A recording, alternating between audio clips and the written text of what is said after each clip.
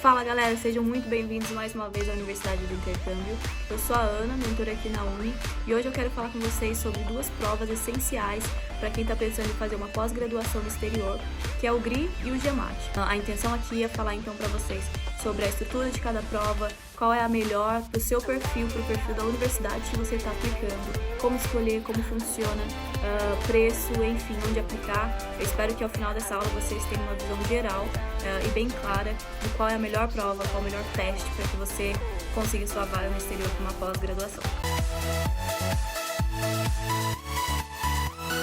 Bom, então o primeiro passo é explicar para vocês o que são essas provas. O GMAT, que é o Graduate Management Admission Test, ele é muito pedido pelas escolas tradicionais de negócios norte-americanas. Então, se você está aplicando aí para MIT, Harvard, essas escolas super tradicionais, conservadoras, para algum curso de negócios, para pós-graduação, esse é o teste que você tem que dar uma atenção especial, porque é aquele teste que os candidatos que aplicam para as vagas costumam apresentar. O GRE, que é o Graduate Records Examination, ele já é mais pedido pelas escolas de economia, de relações públicas, relações internacionais. Então, cabe a você analisar, dependendo do seu curso, qual é o melhor teste.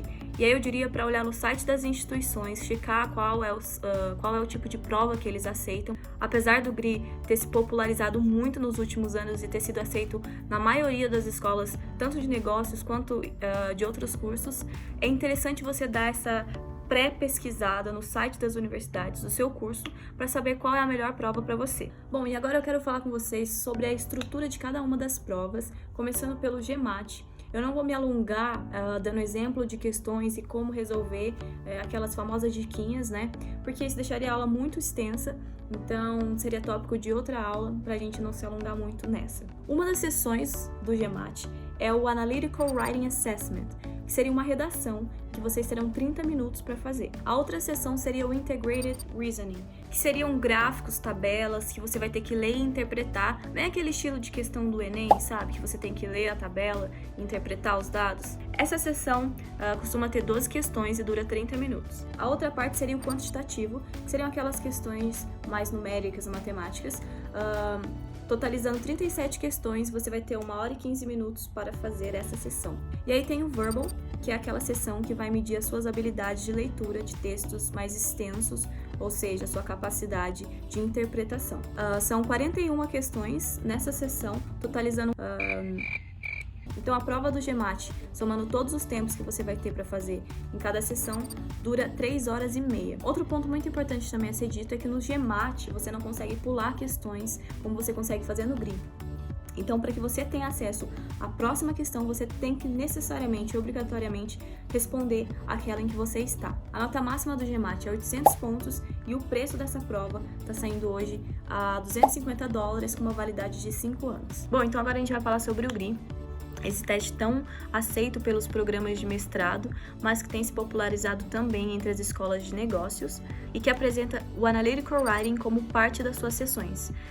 Dentro dessa sessão, você vai ter que escrever 2 redações e para cada uma delas terá então 30 minutos para fazer. Existe também o Verbal Reasoning, que é a sessão em que você vai ter que ler os textos, analisar, interpretar, escolher qual frase melhor sintetiza aquele parágrafo ou até mesmo aquele texto em geral. E nessa sessão existem 2 subseções com 20 questões cada e 30 minutos para que você possa finalizar cada uma delas. Aí vem a parte matemática, que é a parte quantitativa, que também segue a mesma estrutura da parte do Verbal, ou seja, são 2 sessões de 30 minutos com 20 questões cada. E finalmente a sessão experimental, que seria então a parte surpresa do teste, que o candidato só descobre se vai ser quantitativa, ou seja, matemática ou verbal, assim que ele inicia essa parte da sessão, essa parte do teste no caso, que seria o final. Uma das principais diferenças entre o GRE e o GMAT é que no GRE você consegue pular questões, ou seja,